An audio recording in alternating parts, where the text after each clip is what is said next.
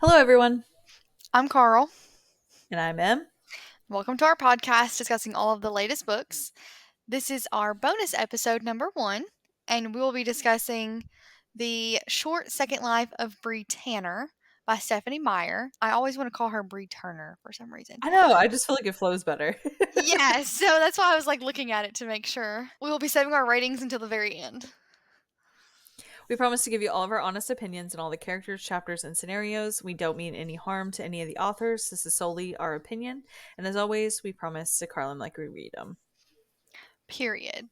So, trigger warnings for this book. It's a rather short book, as you can see, but there are references to violence, Death, murder. death, some anger issues, the loss of a loved one. It's pretty short and it's not very graphic, to be honest. But as always, take care of yourself, and spoilers will lie ahead. If you don't want to hear how this book ends, please pause here, go read the book, and then come back to this episode. Are you ready to get started? Let's get into it.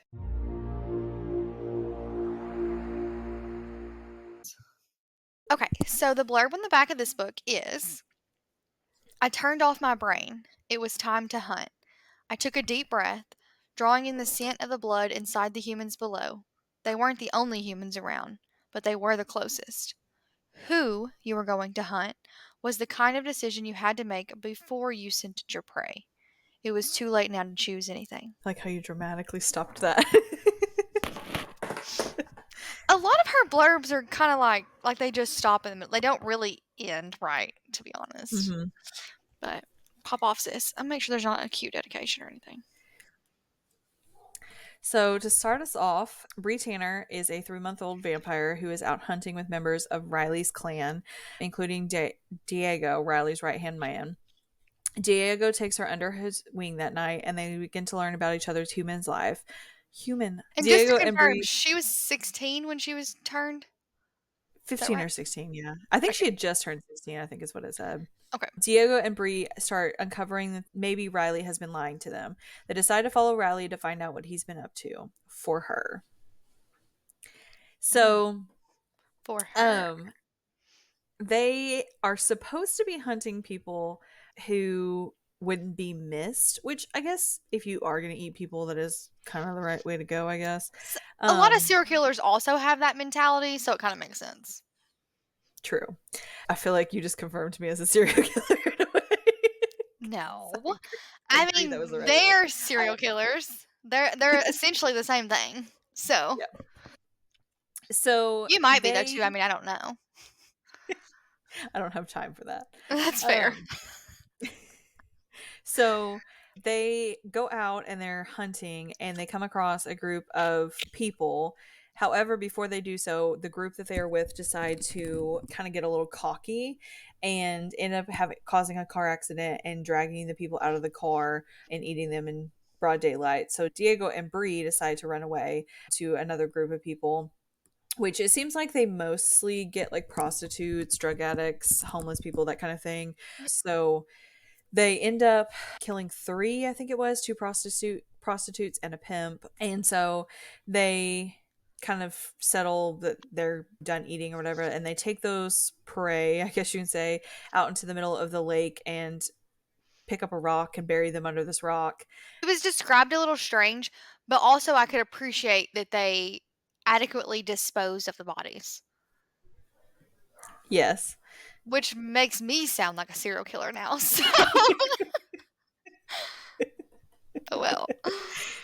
So they come back to the group that they left, and they uncover that basically they have stacked cars on top of each other and just have like a bloody mess going on. So they end up cleaning up after them, which takes quite a bit of time to do so. Which also, I learned that venom was highly flammable. I don't think that was talked about in the other books. If it was just in passing. So they basically just like squirt them down with venom and then set them on fire. And so They go back home and they end up running close with Sunlight, which I guess Riley has kind of told them that Sunlight will like basically light them in fire and disintegrate them, Mhm. which I guess is sort of like old school vampire myth tales. Yeah. So I can get why they believe that. So as they're running, they end up deciding to hide in Diego's hole once they discover that the house has been abandoned by their group of clan that they've joined, like not really joined voluntarily, I guess you can say, but been forced to join by who they made them. And so they end up in a cave where they sort of talk about their lives and kind of uncover a little bit about their human lives. Bree talks about how she kind of ran across Riley at a diner, and Diego kind of just talks about how he was almost like forced to be turned. But they start kind of picking apart Riley's lies that Mhm. he's been kind of feeding them, which one of them is the sunlight. So they crawl up to the top of the little cave and end up letting in the sunlight and finding out that it was a lie. Which they say, hey, it's probably a lie, but then it's also like, well, maybe he's not in tune with that either. Maybe he doesn't know that. Yeah. Try So to give them they the end benefit of the up, doubt. yeah. So they end up back at the new location that they have chosen to hide, which apparently they move like from time to time. I don't really get if it's because they're trying not to like be discovered or just because there's so many of them kind of getting a little showy that it's making it kind of riskier for them to be in the same area for so long. Most of it's their hot heads. They destroy the True. house or burn it, and they gotta find another one. So they end up back at the other house, and basically they come up with a plan where Diego is going to follow Riley to wherever he goes, and Bree was going to kind of stay at the house because Diego felt like it was going to be a little bit better for him to, you know, confront Riley himself rather than Bree confront him. Yeah. And they sort of like fall in love at the same time, and it was just like a matter of like this one day that they all of a sudden they can't live without each other situation. Quick love, I guess. Yeah. So we end up meeting a character when we get back to the house called Freaky Fred, and basically Fred! his power is like smells bad, kind of I don't think he actually like he's smells bad. I think he, like, gives off I think it, like, makes you think, like, he smells bad and, like, he's weird and, like, you don't wanna vibe with him. But the reality is I don't think he okay does. Because when she says at one point because she I know gets they close enough that it, like, encompasses her too and fades he no away. longer smells almost kinda thing, like, I don't know. I Okay, don't know. because I took it as like it was almost like a stink bomb kind of situation because they were talking about how they made a face of like disgust towards him and stuff like that. I've heard of it, but it also says, like, he's almost even invisible, like, so much so, like, your eyes don't even see him, like, they just pass over because of his powers. Gotcha. So, I don't know. I think it's just, like, all of the above is like, that's the point is to turn you away from him. Because she Gotcha. says, like, "No, like, this is the first time I'm actually looking at him, and he's actually attractive." Well, what is that? So, she should have ran away with Fred and let Diego True. die because he wanted to be faithful to Riley. He was already dead. She didn't know that, but yeah, she should have known It that. was pretty obvious. Um, don't you think that was who was on the floor? The charred remains? Mm-hmm. But Riley never Because they said said that they were only either. missing one person. Yeah, but Riley never said that either. Wasn't that weird? Yeah. Anywho. So they end up following Riley to her house and uncovering by listening to them that they're like in a secret love relationship. And so kind of going into part two of the book, Bree and Diego uncover Riley's love shack with her. They listen into a conversation they have regarding the new vampires when a group of elegant vampires show up to question Riley and her. She makes a decision to attack the local clan. Diego disappears after confronting Riley about the sunlight, and Riley educates the youngings on the risk of their enemies. Riley reveals in secret Diego is surveilling the coven. So I find it very weird in the conversation with who we know as Victoria and Riley that they refer to the new vampires as their kids often. And it was just like they were making a family and just like It was weird. very weird. However, they both, I think, were knowing that they were going to sacrifice all of their kids at the same time. Yeah. So it was very, very weird. I don't know if I knew that. I think well, and again, we get more context in the movie. But Mhm. I think Riley genuinely believed that they were going to be successful in their attack against the Cullens and that they were in the right what they were doing. I think Victoria knew damn well those kids were going to be killed. Yeah. She wanted them to essentially Well be bait and a distraction so that she could get Bella. and I don't remember, did it say like to Riley what Victoria's real reasoning was? Was the reason that they were saying to the rest of them, So or not in this book, but Edward exposes her in the movie. I don't remember what happens in Eclipse again, but in the movie, Edward says, "Well, don't you know what she's really doing, Riley? She's avenging her mate James. Has she doesn't care for you." And Riley like is confused and is like, "What is he talking about?" And Mhm. Victoria's like, "No, that's not true." And Edward's like, "Yes, it is. I killed him, and that's why she's here trying to kill Bella. That's what all this is about." So we don't get that context in this for Riley, but I think Riley Mhm. truly believed what they were doing was necessary, and I don't think he thought he was going to lose all of his so-called children. Now, True. I don't know that he loved them like a father, but I don't think he thought they were all going to die that day. I think Victoria knew, but not him. I do have to say, I think the sauciest and like most like tea sipping part of this entire series was the fact that, yeah, like the Volturi was in on Victoria's plan. Yes, Like they knew. that was that was a little like, okay. So I think that they think the Collins is a threat too, because of how big their Mhm. clan is, or coven, or whatever you want to call it. And so they were okay with whatever may come from it because of that. But I don't think it was the Volturi that actually showed up. I think it was Jane and some more of the guards. So I'm wondering if Jane knew about the situation, but the rest of the Volturi maid didn't know Yeah, so about like you it. mean like Aro and them didn't know? Yeah. Yeah, it's possible. It's a good point.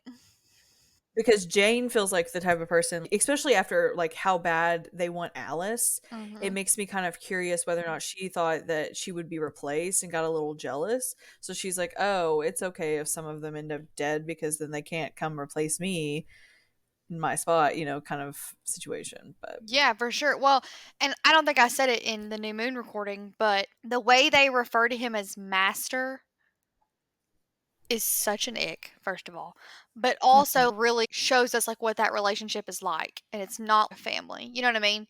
Also, by the way, if you're watching this episode, you'll notice that we have on the same clothes from the New Moon episode, and it's because we recorded in the same day. Just so you don't think we're hanging out in the exact same outfit every single day. Not that it matters. What business would it be of yours? But still.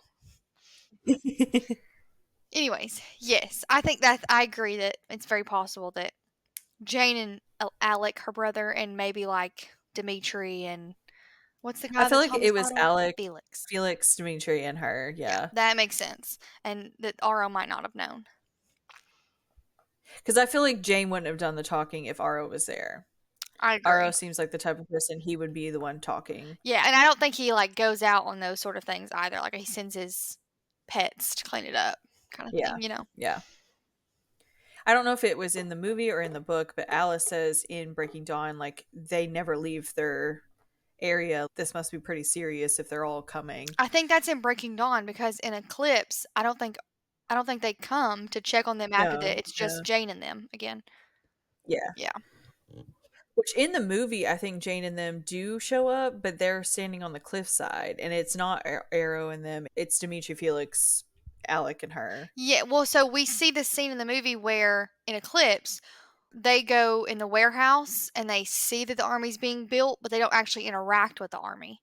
And then Hmm. we see those same four after the battle scene coming and saying, like, we see that Bella's still not a vampire. Aura will be interested to know that or something. And Yeah, then Breaking Dawn is when they actually all come. And that's when Alice is like, how rare that is. yeah. So after the Volturi leave, they end up running back to the house, and Riley ends up coming back to explain that the Cullens are wanting to attack them because they're feeling like they're a threat to they're wanting to encroach on their Yeah. territory or something along Something that stupid. lines. So Yeah. then, Which as bloodthirsty vampires, I can understand where they're just like, oh my god, they're wanting my food, like, so I could understand where they quickly believe that, but Well, and most of them, again, are children, so it's not that hard to believe why they'd be so gullible. But mhm. so speaking of him coming back, so then the charred remains are already there. How would he have taken Diego back to Victoria? Victoria tortured him for a minute, and then he got the remains back to the house before she got back. Don't know. That's what that I needed that clarified, Stephanie. Who were the charred remains? And if they were Diego, how did all that happen in the time that she raced back to the house? Yeah, But anywho, good point. either way, he's dead. But she only emphasizes though one person's missing, so that's the part that I'm just like, it has to be Diego. I did too, and then I thought, how would that have worked? So then I wondered Yeah, if it was like a hiker or something out in the woods that somebody ate and then burned or something. I don't know. But you would yeah, think that would have been said, like when Riley walked in, like, who is this or something. You know what I mean? I don't know. yeah. Who knows? Hmm. So Riley ends up requesting Bree to kind of go to the side, which would have been instantly like kind of suspicious considering he's never wanted to talk to her before. And so Bree ends up going and he basically says like, "Hey, we need you to get Fred in line. He's our biggest defense." And then he also mentions like Diego's code, which honestly I'm questioning how in the world he knew that because it doesn't feel like something Diego would have just been like, "Yeah, let me tell you about," if he's being tortured even. That's what I'd like. And So I'm wondering if Riley had a power of some sort. well, and like, how would they even know that he and her were friends in the five Mhm. seconds that they were torturing him to even know to like? And why even go to those links? Because Bree doesn't matter. It's not like you're like, Yeah. it didn't make any sense to me either. I agree. Yeah, it was a lot. So Like, he basically seemed really stupid. Honestly, they all he's seemed a really stupid, except for Fred. yeah. I liked Fred. Yeah. So they end up saying that Diego has gone to like surveil with Victoria. And so he takes everybody to a ferry to feed, which they have like a massive massacre happen on this ferry, killing everybody in sight. And then they basically said, "Hey, we're going to train in the next couple days and we're going to go fight."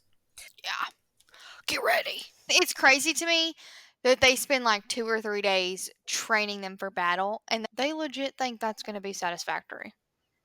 Mhm. Yeah. Children. That's the only way to explain it because they're children. Yeah.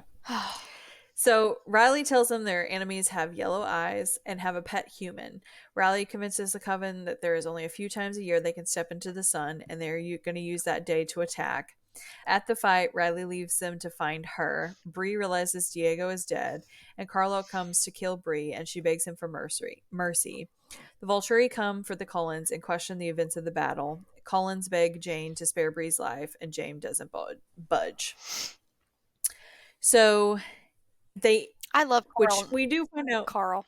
I love Carlisle and Esme for wanting to show her mercy, Save her. but I also love Jasper for being like, absolutely not. Yeah. That was also kind of hot.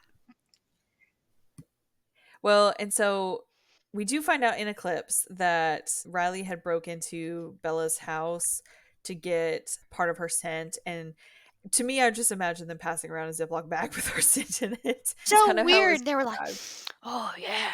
Oh, yeah. I was like, Yeah. okay, you like fiends. You sound like drug addicts. That's exactly what it sounded like. It was so creepy.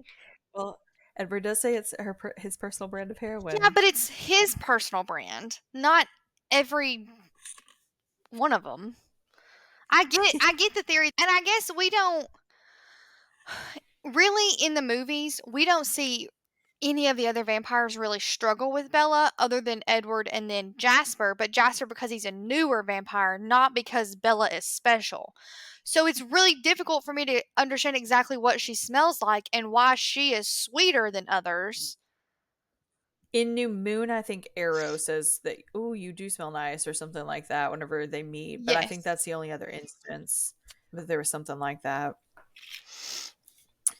Yeah. So he does end up saying, though, Riley does, that they can step into the sunlight 4 times a year, That's the which, dumbest thing I've ever heard in my entire life. yeah. What 4 times of the year? Explain So it to me. There's 2 solstices. So what are the 4? So I think he was hoping Bree was dumb enough though to like say something, or she was maybe possibly going to say something, so he was like, "Oh, that's like the justification of why you were able to do that," kind of thing. So But I she think that still was clearly was trying dumb to like enough pacify her. because she went. Yeah. She knew, like, she says to herself like, "Oh, well, maybe that's it," and then she realizes like, "But wait, why would it be yesterday and today? If there's 4 times a year, they wouldn't be back to back." Hmm. Yeah. Also, though, the scene where So they know that the sunlight is not harmful is really cute. it I was. did. It was very I cute. liked her and Diego, and the rest of it was dumb, honestly. Yes. Yes. It was very dumb. So as they're all leaving towards the battle and they have kind of got their scent and everything, Fred ends up telling Bree that he's leaving. He's running away. He's gonna go out on his own. And we do end up uncovering that he can make people forget him and not be able to see him. Um, which I don't think they ever realized how big his power was until really that moment when Bree discovered it. Mhm. But as she's basically running, she tells him, "Hey, I can't go with you. I'll meet up with you whenever I find Diego and we'll leave together." So Riley tells her that Diego is in the fight and he has to go to her to help her. And so she takes off and realizes that Diego's not in the fight, that he was already dead. But by this point, it's too late. And Carlisle has found her and he goes to kill her and she begs for mercy and she says, "Hey, I don't want to fight. I surrender. Like, please don't kill me." And so Carlisle takes them back after the fight is done to the rest of the coven and they decide, you know, let's try to keep her, let's try to fight for her, which Jasper's just like, "That's stupid. The Volturi may show up and decide to kill all of us because we're harboring her," which is understandable. I could understand where that could be because they seem like they kind of jump to conclusion whether or not Mhm. that's true or not. So Yeah. understandable. It And so also, like, and we get, like, a much bigger picture of Jasper in Eclipse and, like, his background and his military and different things like that, and so it's also a really good example of a general having to make a hard decision that benefits everybody, whether he likes to do it or not. I thought that was, like, really cool to kinda see that in a different context, and that whole, like, show no mercy has been, like, so ingrained in him. So to see that difference as opposed to Carlisle and Esme, who were like, "No, we absolutely will not be killing her. We will be giving her the option to do better. She's a child." And Jasper's like, "That's a bad idea." And they're like, "That's too bad." He's like, "Okay, when it goes wrong, I don't want to hear it." I do think it would have been interesting to see Bree kind of try to join the family to see Really whether or not get it would have what worked out as role well. she would have filled though. You know? I just think it would have been like something different and Yeah. it may have changed the ball game for like the whole situation. I don't know really what it could have made difference, but I just think it would have been an interesting take on adding her and then eventually Bella as well to the family and maybe like the differences between Bree's struggle versus Bella having it easy, that kind of behaviors. I think it would have been cool to add Bree, I forgot her name for a second there, to the family, but, like, maybe she goes to live with the Alaska family, and that's, like, the other part of this Yeah. book. We, like, could add more of this book of, like, her going there and living with them, and we get kinda their story and get to know more about them maybe or something. Yeah, yeah, that makes You know, sense. I just don't see how she'd fit in with the Cullens, and I mean, who else would be better than Carlisle to teach them control and, whatever else, but they're just, like, such a powerful family, and Bree is just, like, this little 16-year-old. I don't know, I guess it's just hard for me to picture it. I guess my biggest question with Fred is really like what happens to him. Like they make kind of such a big deal about him in this book that I would think that he would have at least shown up in Breaking Dawn whenever they get all of these random vampires together or something like that. So it's kind of weird to me that they kind of make a big deal about him I in the agree. book and then he just Well, disappears. even so much so as, like, Bree says that she thinks to Edward, like, "If you come across him, please leave him alone." She even ask for Yeah. mercy for him if they were to ever cross paths. So I kind of Yeah. assumed there would be a path crossing, like he would come back to look for her and they'd be like, "Oh, no, she's dead. Sorry, bud." And then maybe he wants to Yeah. fight the Volturi to avenge her in the Breaking Dawn fight scene. I don't know. But like just something like that. Yeah. That makes sense. But we didn't. So we also get where Bree struggles with craving Bella's blood a little bit, but then the Volturi kind of show up and they had Bree close her eyes so she couldn't see the werewolves and stuff as well, Mhm. which I thought was interesting, She but didn't recognize the sound of a beating heart. true. Yeah, And it so sounded Jane ends slightly up different, but like it ain't that different. It's still a beating true. heart. True. So Jane and her group ends up arriving and starts questioning the Cullens of what happened, and she tortures Bree a little bit about what is going on. Yeah, just to use her powers, I think, I and can't assert her stand dominance. people like that. But she ends up deciding to kill Bree, and the Cullens beg her to be spared and said that she didn't know any better. They're willing to take responsibility for her. And Jane says, we don't give second chances. And Felix ends up executing her. Yeah, and she's like, and you should remember that because I see that Bella's still human. Yeah, well, be a bully to somebody else. Jane. I don't like her. So, same. I, one of my favorite things is in the fight scene when they realize that Bella is a shield and can shield others. And poor little Uh-huh. Jane is just so defenseless now. She has no combat training though because she's always had her power and she's never encountered a shield. And so then she's like helpless and she starts to run. Oh, and then the wolf gets Yeah. her. That's one of my favorite scenes of this entire movie franchise. Oh, I love it. She gets what's coming. Oh, she does. Oh, she does.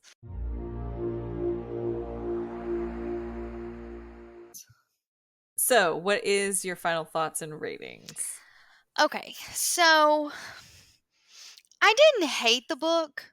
I read it actually rather quickly, to be quite frank. It was a quick, easy read. Mhm. However, I don't think it contributed anything to the other story. I would have liked to hear more about Bree's life as a human and then had more than just a couple of days of her as a vampire so that I could actually see the difference in her humanity and then her vampire life. I, Well, it is called A Short Second Life. it is, and that is exactly what happens. I would have at least, like, maybe the book starts with the day Riley found her, their meet. We learn about how she's homeless because of this and that or whatever. Riley changes her. We read about her transformation. We read about her struggle when she's first turned, that sort of thing up until the battle. So, like, at least a 3-month time period, which still could be a shorter book. It doesn't have to be every single day.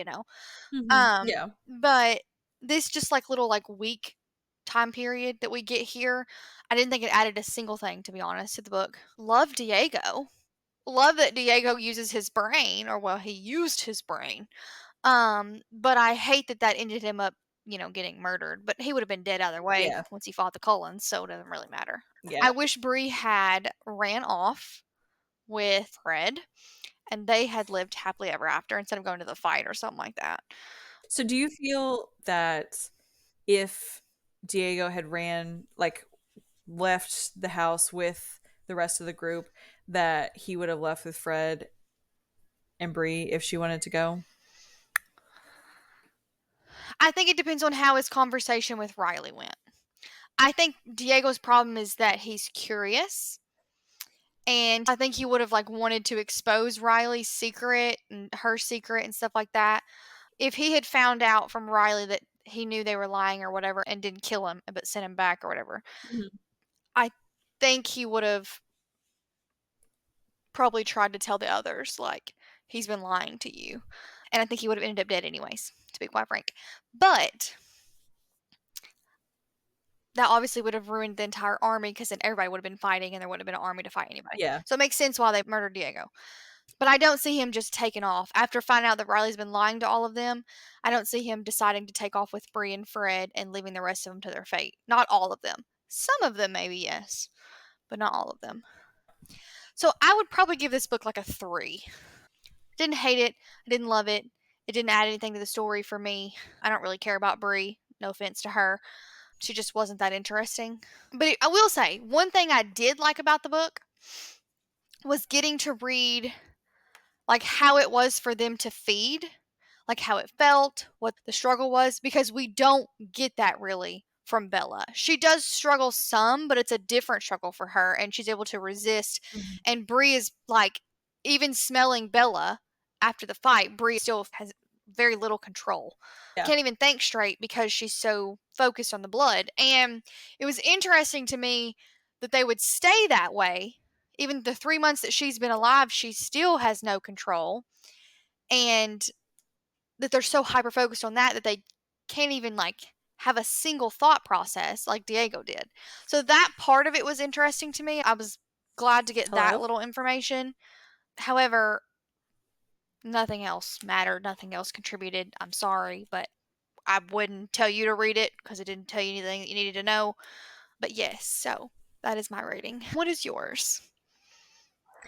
I was gonna say 2.93. It was just 2.93. average. I I love mean, that you broke it down real down there.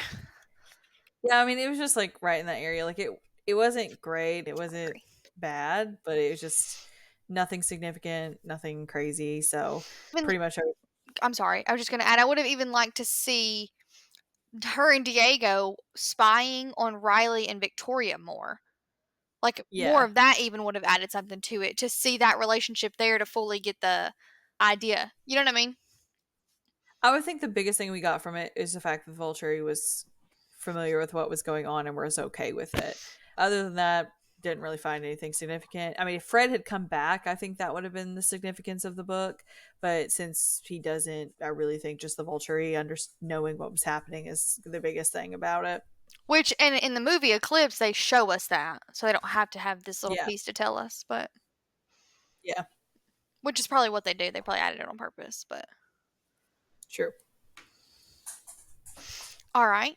So, as always, if you liked this episode or any of our other episodes, please subscribe to get access to bloopers, extra content, and more on Apple Podcasts, Spotify, Patreon, YouTube, and just about every other platform that you can listen to podcasts on.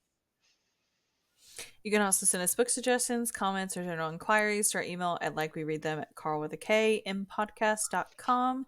You can also check us out on Facebook, Instagram, and TikTok. We can't wait to hear your guys' thoughts. So, we appreciate you tuning in to this episode. Next episode, we will be discussing Breaking Dawn by Stephanie Meyer. The blurb is this: "Don't be afraid," I murmured. "We belong together." I was abruptly overwhelmed by the truth of my own words.